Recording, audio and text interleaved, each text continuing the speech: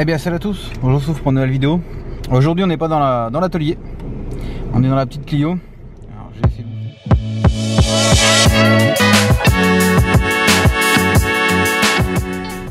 de... donc aujourd'hui, là je me suis mis en dehors de chez moi pour pouvoir vous filmer. On va aller faire le test routier et en même temps on va faire le contrôle. Donc on est lundi 19 comme je vous ai dit dans la vidéo de dimanche dernier. Donc bah là c'est parti, donc je vais vous mettre sur le tableau de bord avec une petite musique et puis on va, au début on va voir ensemble si tout marche bien. Et ensuite un petit time lapse ou je sais pas quoi, un peu de route, puis on se retrouvera. Alors j'essaierai de faire quelques plans au téléphone là-bas, mais sinon on se retrouvera après. Bon alors, j'ai un petit peu de mal avec la première, je suis pas habitué à l'embrayage du tout. Mais sinon ça va plutôt pas mal.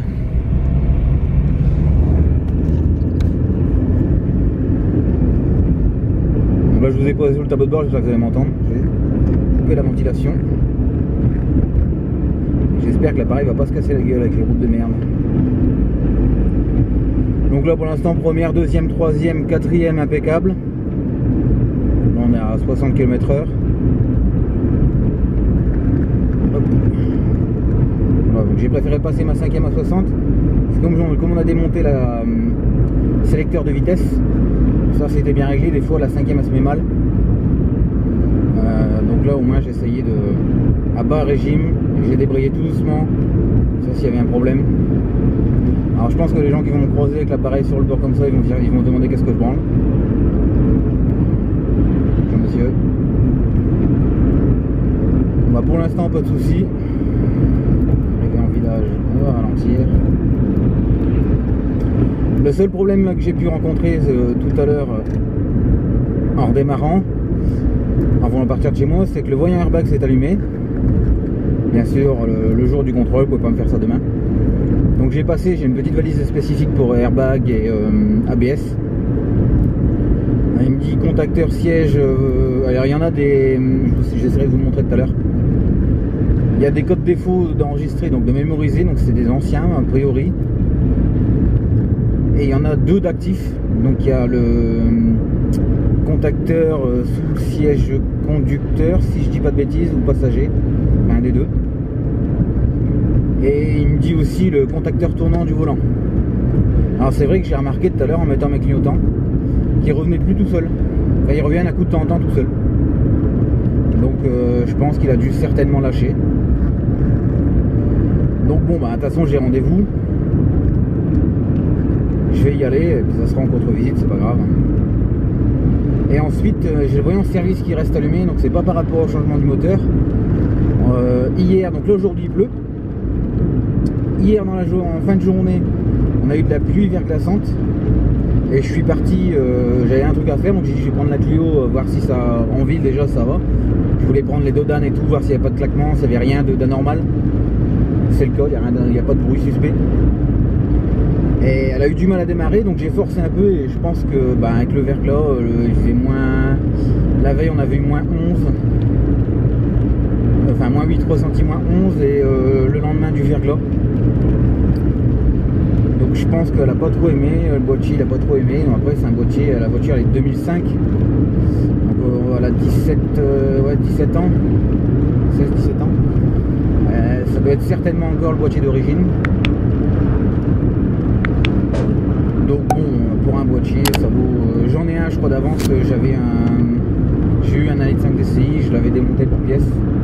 J'ai un souci de châssis avec. Il faut que je le retrouve, je essaierai de le monter. Voir si ça résout le problème. Donc j'avais réussi aussi à le voir avec ma valise. Donc normalement elle fait que airbag et ABS, mais arrivé là, elle m'a fait ça aussi. Donc, si ça peut me trouver des petites pannes comme ça aussi en plus, je ne dis pas non. Pour revenir un peu sur le contrôle d'aujourd'hui, là ce qui me fait entre guillemets peur, j'ai un doute. Donc déjà bon, il y a le voyant airbag maintenant. J'ai un doute, c'est sur le frein à main. Il me paraît assez mou. Enfin, pourtant il freine quand même la voiture. Enfin, il arrête la voiture quand même. Mais la course, ça me paraît trop longue par rapport à un frein à main dans les normes. Donc on verra bien. Et le point le plus critique pour moi, parce que le frein à main, bon, s'il faut changer les garnitures, c'est pas un souci. Ce qui me fait vraiment le plus peur, c'est la pollution. Comme vous avez vu, quand on a remis le moteur, quand on a redémarré, à a vraiment bien fumé noir au début. Quand je l'ai pris hier, c'était pour la première fois, j'étais en ville. Je suis vite sorti de la ville parce que si je croisais la gendarmerie, j'y avais le droit. Vu comment elle s'est mise à fumer au début, j'y ai pas pensé à vous filmer. J'étais vraiment préoccupé par la fumée, enfin ça fumait énormément quoi. Au début ça fumait vachement blanc, donc j'étais avec un voisin, il me dit oh, c'est normal, ça fait un moment qu'elle n'est pas tournée, là s'il fait vachement humide, le pot il est plein d'humidité, donc il a raison. Hein. Le pot était plein d'humidité, mais quand on redémarre, on roule une voiture, qu'on a changé le moteur, on se pose mille et une questions. Ouais, regardez, je prends un Dodan, pas de bruit suspect. Donc au début, j'ai pas paniqué, mais je me dis merde, j'ai fait un truc qu'il fallait peut-être pas, ou j'ai fait ci, j'ai fait ça. Bon. Résultat, tout va bien. Et puis après, au bout d'un moment, donc l'humidité elle est partie, et là ça a commencé à fumer gris. Je dis bon, et après ça a bien fumé noir. Je dis ouais. Bon, du coup, là au ralenti, elle fume un peu. Là, elle fume plus du tout dans le rétro. Là, je vais essayer de pousser un rapport pour voir. Je vois pas de fumée, je vois rien de. Donc on verra bien, ça passera peut-être. De toute façon, là c'est plus moi le juge, entre guillemets. C'est le contrôleur qui dira quoi qu'est-ce. Là je fais un peu de route pour y aller parce que j'en ai un à 500 mètres de chez moi. Mais le travail qu'il fait, j'aime pas. Là où est-ce que je vais, bon ça fait un moment que j'y vais, ça fait des années que je vais là-bas. J'ai toujours passé mes voitures là-bas, j'ai jamais eu de soucis. Quand il y a un problème, il le marque pas seulement sur la feuille, il te l'explique. Contrairement à d'autres. Parce qu'à des fois, ils nous mettent des lignes sur les contrôles, ça veut tout et rien dire. Là, lui, il te dit, bon, il y a des trucs simples, comme s'il y a une rotule de morte, et c'est marqué, tu sais le prendre, quoi. Mais s'il y a vraiment des trucs complexes ou quoi, il va venir bien te l'expliquer, vraiment au top.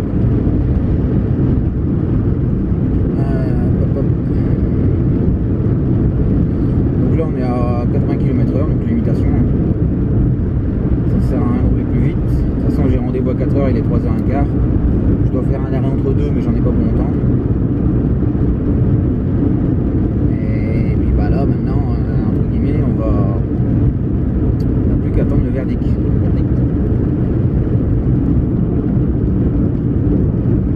En espérant que ça soit favorable. Alors pour ceux qui se posent la question, je pourrais très bien les laisser allumer tout le temps, mais c'est celui-là. C'est parce que je veux pas que ça passe tout le temps devant vous et que ça vous fasse. C'est chiant. Déjà, bon, regarder de la route comme ça, c'est pas terrible. Il n'y a pas trop de contenu.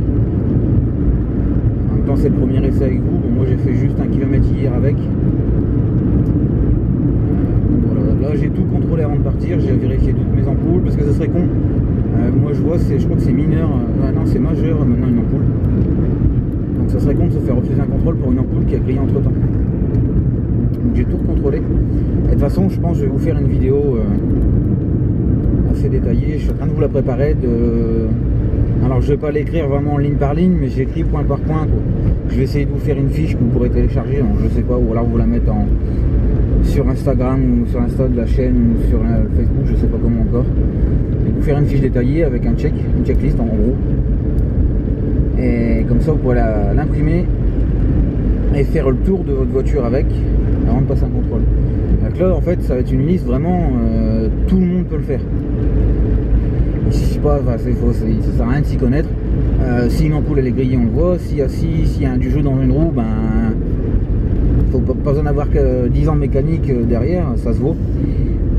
Et ça peut vous épargner une contre-visite et une perte de temps. Parce que bon, alors je crois que maintenant les contre-visites, ça dépend des contrôleurs, c'est peut-être gratuit. Il y en a qui sont payantes, je crois que c'est 7-10 €. Mais c'est surtout le temps en fait. Si vous êtes en défaut critique, vous avez une journée pour réparer votre voiture. Et là, une journée, temps de prendre rendez-vous au garage, de commander les pièces, ça se fait pas une journée. Les pneumatiques, bon, ça peut se faire, mais des freins, des trucs comme ça, ils sont pas souvent en stock.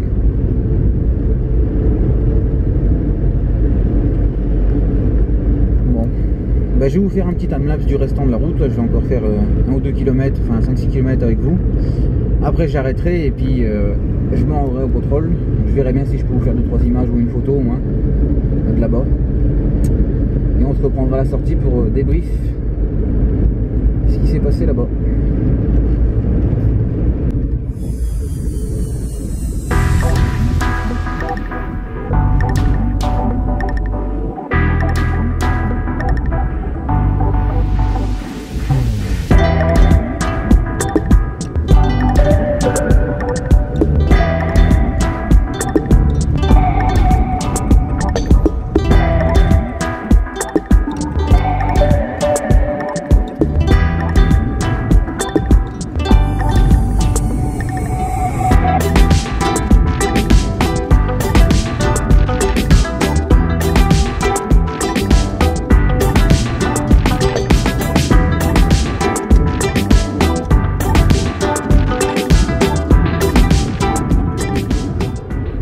Bon, ça y est, on vient de sortir du contrôle.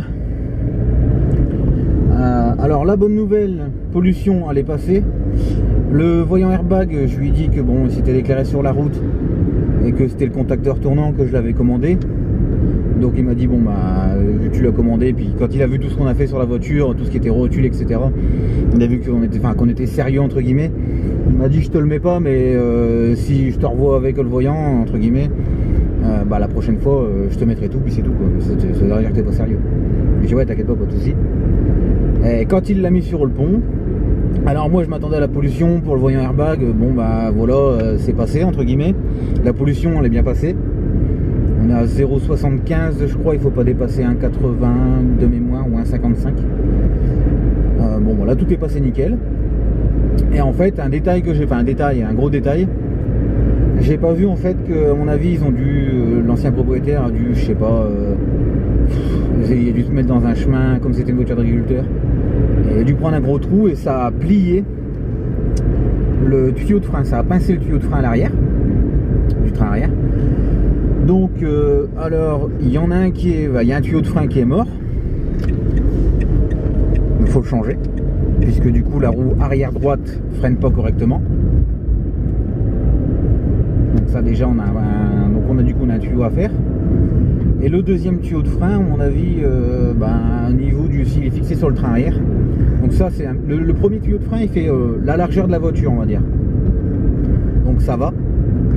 Ça va être chiant à démonter et à changer, mais ça va. L'autre problème qui arrive, c'est que le deuxième tuyau de frein à faire, il part du train arrière et il va jusqu'au maître cylindre. C'est-à-dire qu'il fait toute la longueur de la voiture, il remonte dans le moteur. Alors comment dire que celui-ci, clairement, ça me fait peur. Enfin ça me fait peur. Ça me fait pas peur de le changer, mais je pense qu'on va bien galérer. Donc ça fait un peu chier, j'aurais dû le voir avant. Je l'aurais vu avant. C'est vrai que j'ai pas vraiment. Je les ai regardés, mais j'ai pas vraiment regardé à ces endroits-là, quoi.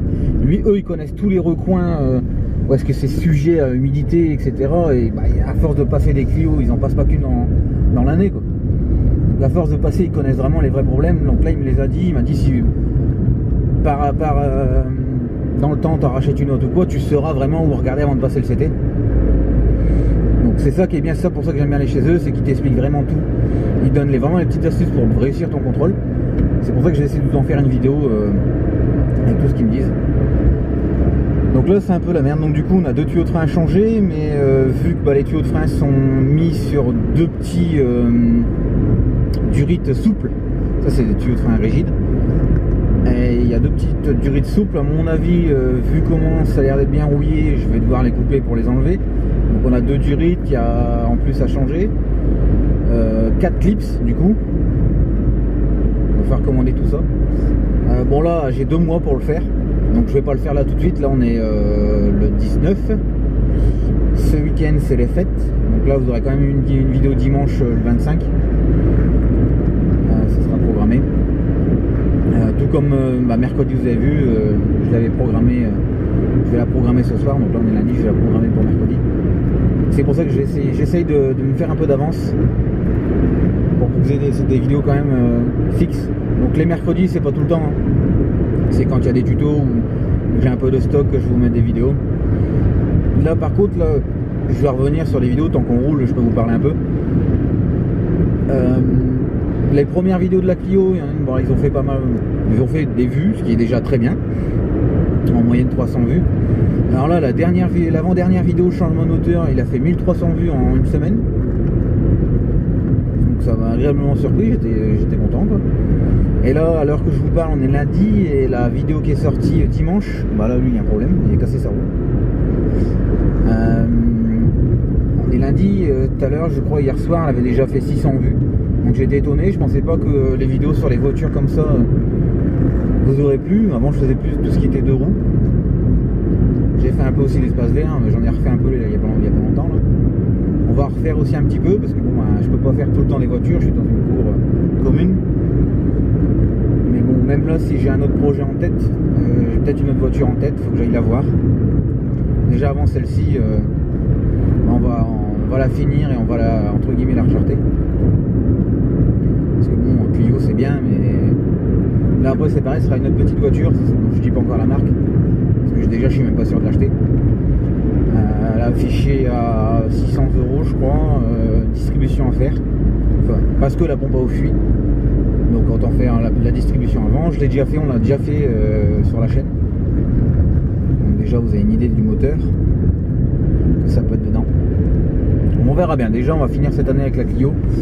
Et comme je vois que ça vous plaît, ben, si j'arrive à en acheter d'autres, à la refaire, alors je cherche pas à faire des sous, hein, je m'en fous, c'est juste pour vous faire des vidéos.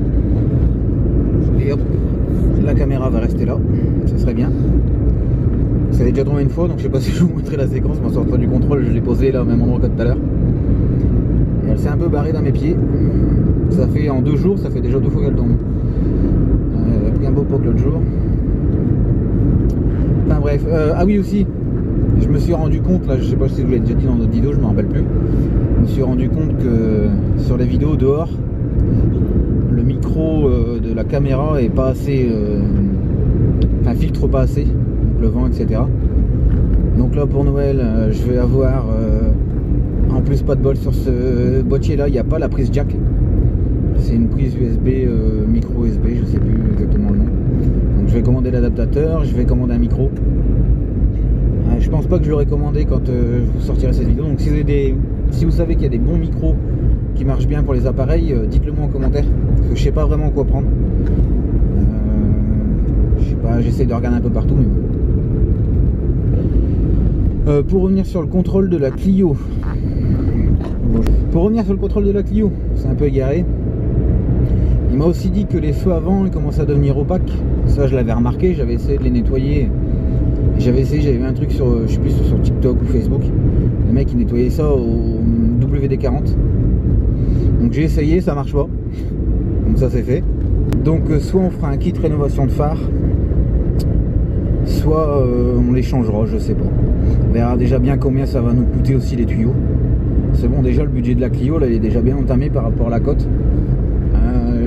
Je pensais connaître la voiture parce que je roulais avant au taf avec.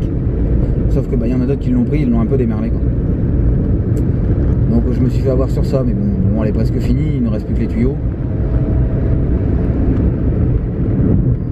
Bon bah moi je vais vous laisser là, je vais faire la route tranquillement, je vais rentrer et donc je pense pas que ce soir j'aurai le temps parce qu'après je m'en vais faire la carte grise tout de suite. Ça c'est fait. Demain je vous reprendrai dans l'atelier, je vous montrerai le contrôle. Bon voilà, comme je vous ai dit dans la voiture, on se retrouve dans l'atelier avec le contrôle. Comme je vous ai dit dans la voiture, elle passe pas pour 2 raisons. Alors j'espère que j'ai bien réussi à vous le filmer. Conduite rigide de frein endommagée ou corrosion excessive. Donc à l'arrière gauche. C'est le tuyau qui est sur l'essieu et qui va, il y en a un autre. Il y a celui qui est sur l'essieu qui est pincé, donc celui-ci il est mort. Du coup la roue arrière droite ne freine plus. Et ou partiellement. Hein. Et le tuyau qui va jusqu'à l'avant du moteur en fait, au niveau du boîtier ABS si je dis pas de bêtises. Donc du coup il y a ces 2 durites là changées. Et la deuxième raison c'est airbag, le système s'il y a une défaillance via l'interface électronique du véhicule. Il y a le voyant. Donc du coup je vais vous la montrer vite fait comme ça. J'avais trouvé sur le bon coin il y a un petit moment une valise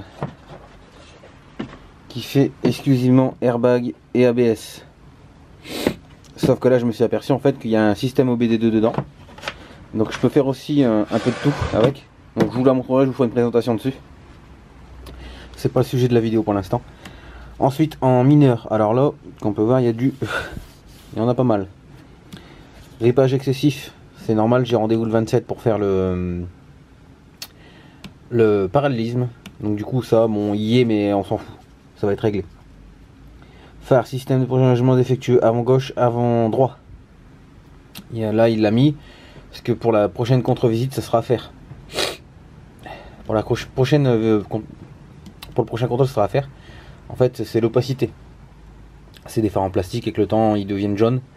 Donc soit les refaire, soit les changer. Ça personnellement je le ferai pas tout de suite. Conformité avec les exigences feu stop, feu de position, intensité ou marquage non conforme aux exigences arrière. Alors là j'ai pas compris. Parce que tous les feux à l'arrière ils vont très bien. Ils éclairent bien. Faudrait que je vérifie le feu stop en haut, mais normalement il devait bien éclairer aussi. Peut-être le feu stop en haut. Ensuite la ligne du dessous, mauvaise attache des amortisseurs au châssis ou à l'essieu, avant gauche. Alors là il faudra que je contrôle parce que c'est moi qui les ai montés les amortisseurs. Je les ai vérifiés 2 fois, j'ai serré au couple. Pour moi mauvaise attache c'est quelque chose qui n'est pas bien attaché. Donc mal serré ou mal mis en place, donc je vais recontrôler quand même. Mais ça me paraît bizarre. Bon, s'il l'a mis c'est qu'il a vu quelque chose, mais est-ce que c'est vraiment ça la définition? Est-ce que ce problème là englobe pas d'autres problèmes? Donc si vous savez dites-le moi. Peut-être que juste dans sa tablette il faut marquer ça, enfin il faut qu'il marque ça pour dire qu'il y a un problème dessus, mais que c'est autre chose. Tube de poussée, jambe de force, triangle et bras de suspension, détérioration à cylindre bloc de la lésion, châssis à l'essieu. Ouais, il m'a dit que les cylindres blocs qu'il y a à l'essieu en fait à l'arrière commencent à craquer. Il m'a dit je suis obligé de le mettre, mais il commence à craquer, t'es pas obligé de les changer tout de suite. Il dit mais je suis obligé de le mettre. Ah oui, j'ai sauté une ligne. Amortisseur, protection défectueuse avant gauche. C'est le soufflet qu'il y a dans l'amortisseur. Pareil, ça je vais pas m'emmerder à tout redémonter pour... Alors je vois que c'est avant gauche. Et celui du dessus c'est avant gauche. Est-ce que c'est pas ces deux lignes là? Je vois que c'est la même... Ah non, c'est pas le même code. Est-ce que ça correspond pas à ce qu'il y a marqué au-dessus? Je ne sais pas. État général du châssis définition d'un longeron ou d'une traverse arrière droit.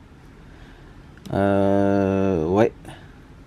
Ça c'est... Ouais, il y a eu un choc. Bon, c'était pas grave.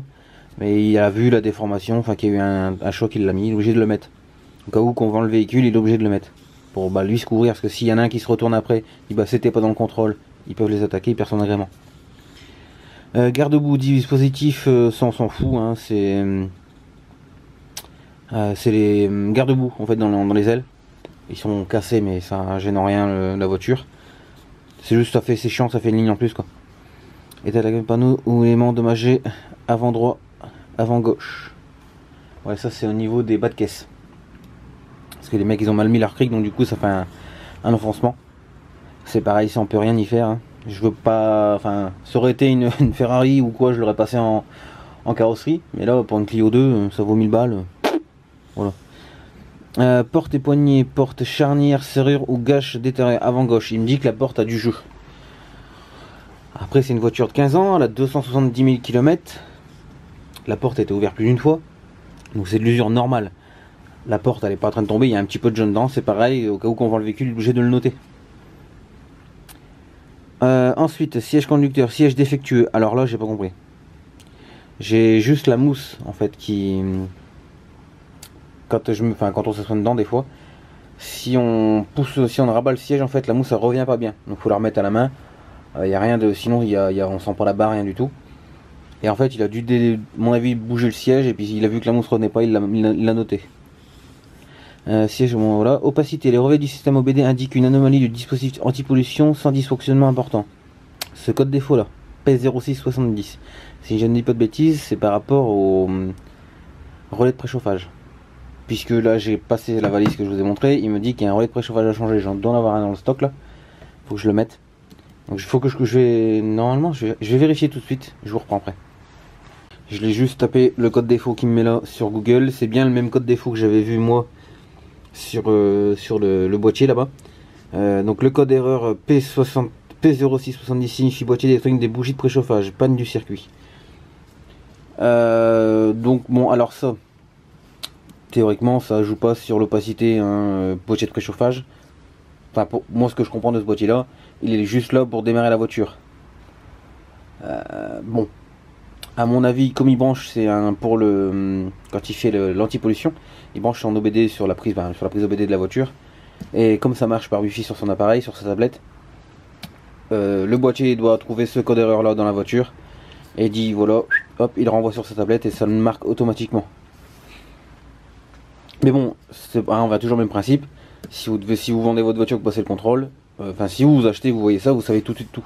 Vaut mieux avoir ça en plus, savoir, même si je le savais déjà avant, que de ne pas l'avoir. C'est une voiture qui a des problèmes de boîtier, de machin, c'est vraiment, c'est le top. Alors c'est sûr que quand on veut garder la voiture, ou ça fait beaucoup de lignes pour rien, mais pour la vente c'est mieux. Alors là ensuite, on a tout ce qui est, alors je regarde en même temps sur la caméra donc c'est un peu compliqué à lire, tout ce qui est dissymétrie, les ripages, les pourcentages de freinage, etc., la force de freinage. Donc au niveau du ripage, bah oui là c'est excessif, on a 16,2 mètres au kilomètre, ce qui est énorme, puisque bah, voilà, il n'y a pas de parallélisme de fait. Dissymétrie suspension, on a 1% à l'avant et 6% à l'arrière. Donc autrement dire que ceux que j'ai achetés, les amortisseurs qu'on a achetés à la casse sont très bien. À l'arrière ils sont encore très bien. Force verticale, alors ça je ne sais pas à quoi ça correspond.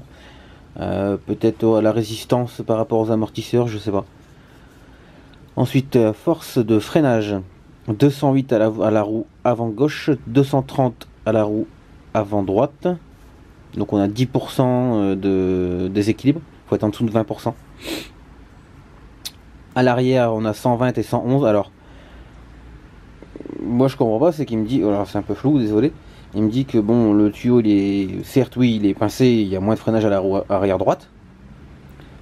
Là on a juste 8% de déséquilibre. Donc c'est qu'elle freine quand même plutôt pas mal pour un tuyau pincé. Et du coup, taux d'efficacité du frein à main, on a 18%, il faut être au-dessus de 18%. Donc ça je m'en doutais, que je pensais même pas qu'il serait passé, le frein à main. Parce que bah, les garnitures à l'arrière, ça joue sur les garnitures, que quand j'ai démonté un tambour, ils étaient pas mortes, mais on voyait qu'ils étaient bien usés, donc je m'étais dit je vais le passer comme ça, je verrai bien. Et là du coup il faut de croisement, on doit être entre moins 2,5 et moins, enfin entre moins 2,5 et 0,5. Donc là on est bon, mais il m'a dit la prochaine fois ça passera plus. Il me dit là t'en as un qui a 2,4, la prochaine fois avec le temps qui est passé, là ça va repasser un hiver, c'est 2 ans hein, un contrôle. Donc 2 hivers, 2 étés, dit c'est mort, ça passera plus. Si tu les refais pas ou si tu les changes pas, ça passera plus. Donc ce qui est bien, c'est pour ça que j'aime bien aller là-bas. Il t'explique vachement tout. Bon là il était un peu à la bourre et puis donc j'ai pas demandé pour les trucs là. Mais d'habitude quand il y a le temps, il t'explique vraiment tout, tous les détails, il te le dit. Là bon bah pour les feux il m'a dit, en gros il m'a fait aussi le contrôle dans 2 ans quoi. Il m'a dit bah là tu vois là ça tes limites, change-le pour la prochaine fois. Donc j'ai 2 ans pour le faire. Même si je pense que la voiture je vais pas la garder 2 ans, puisque j'ai d'autres projets hein. Je devais la garder en fait de base parce que la 206 elle mettait un voyant anomalie anti-pollution. Donc j'avais racheté celle-ci pour me dépanner pour pouvoir aller travailler en attendant. Bon il y a eu plus de travaux que prévu mais ça c'est pas grave. Mais en fait comme je me suis aperçu que sur la 206 que c'était pas le FAP, parce que je pensais vraiment que c'était le FAP. Anomalie anti-pollution pour moi c'est tout ce qui est FAP, EGR, tous les systèmes comme ça d'anti-pollution. Et en fin de compte ça me met le même problème qu'ici. C'est c'est pas le même code mais c'est le P0670 là, boîtier de préchauffage. D'ailleurs vidéo que j'avais prévu de tourner aujourd'hui, puisque on a le boîtier de la 206, sauf qu'il pleut à mort. Bon là ça s'est calmé bien sûr quand je tourne, donc c'est pour ça que j'en profite pour vous faire cette fin de vidéo là. Pareil sur la Clio, donc je vais vous montrer sur cette vidéo là. Cette poulie a changé, donc c'est le sifflement qu'on entend. Donc de base je voulais juste changer les 2 roulements qu'il y a dedans. Sauf que je me suis aperçu que les roulements coûtaient aussi cher que la poulie. Je ne les trouvais pas, c'est sur des sites. Donc ça aurait été une merde à faire. Donc bon hop, la pièce complète. Donc là j'ai reçu ça et puis faudra qu'on trouve la panne de l'airbag. Donc j'ai déjà passé une fois la valise. Le problème c'est que j'aurais voulu effacer les défauts qu'il y a déjà, parce qu'il y en a des inactifs et des actifs. J'aurais voulu tout effacer pour pouvoir repartir à zéro, redémarrer la voiture, même rouler 2-3 km pour que les défauts reviennent. Et voir quel défaut est encore présent et lesquels ne sont plus. Parce que j'ai déjà réglé des problèmes d'airbag avec cette voiture. Vu que quand je l'ai récupéré, il y avait des fils de coupés en dessous les sièges. Donc du coup, je les ai refaits. Je les ai ressoudés proprement, etc. Par rapport au schéma électrique et tout, non pas tous les bons fils. Sauf que du coup, c'est pour ça que j'en ai des inactifs, je pense. Parce qu'ils ont été résolus. Mais j'aurais voulu tout effacer pour repartir sur une base et d'avoir les bons codes. Je n'ai pas envie de tout refaire, il y a 8 codes, je crois, en tout. Et sur les 8, il y en a que 2 actifs. Donc il y a un peu de recherche avant de trouver la panne. Mais bon, pour ça, du coup, je vous présenterai cette valise-ci en même temps. Parce que franchement, c'est une valise qui est... Alors moi, je l'ai trouvée d'occasion, mais neuve. Je l'ai trouvée sur le Bon Coin. Ou sur Facebook, enfin, je sais plus. Ça fait déjà 2 ans que je l'ai. Et je m'en servais juste pour les airbags. Et là, j'ai découvert, en fait, sur la Clio, en regardant pour le voyant airbag, qu'il faisait l'OBD2. J'avais même pas... Après, les bouquins sont en anglais, donc je suis pas anglais. Donc j'avais jamais fait gaffe. Donc voilà un peu ce qui nous attend sur la Clio encore. Donc voilà, ce sera tout pour cette vidéo, un peu test et puis contrôle technique de la Clio. Moi je vous souhaite un bon réveillon et je vous dis à la semaine prochaine pour d'autres vidéos. Allez, salut.